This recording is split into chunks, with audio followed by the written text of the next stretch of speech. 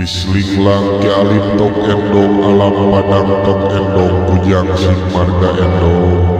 jagat salakar wis tangleker jagat sakapal wis tangkepal ya ingsun pangeran kang purba wisesa.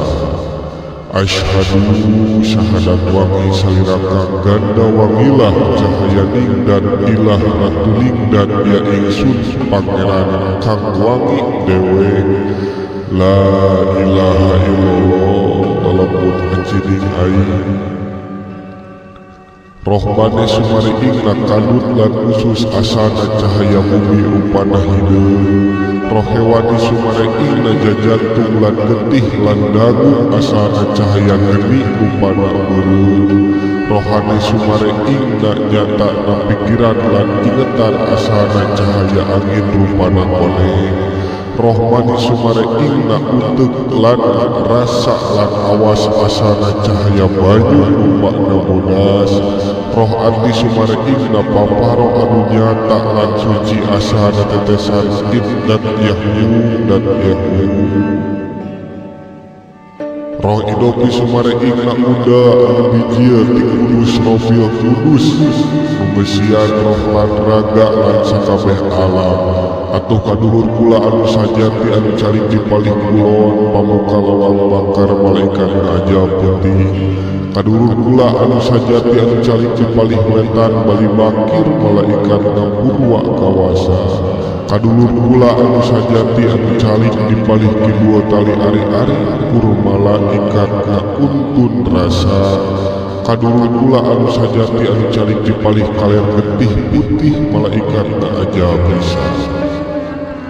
nusur tapak tilas jiwa tapak jiwa tilas atma tapak atma tilas sukma tapak sukma tilas nyawa tapak nyawa tilas maha cahaya manungga sadening abdi kaula diri manungga sadening abdi kaula manusia manungga abdi sadening kaula Gusti atu inten ing manusia lulupuhan pulau napas uripna tegena kupati langgangna tegena ku owah urip langgang salawasna kasusuk nungga nuwaning wenang kadupak cirohani kadapit ku cirohani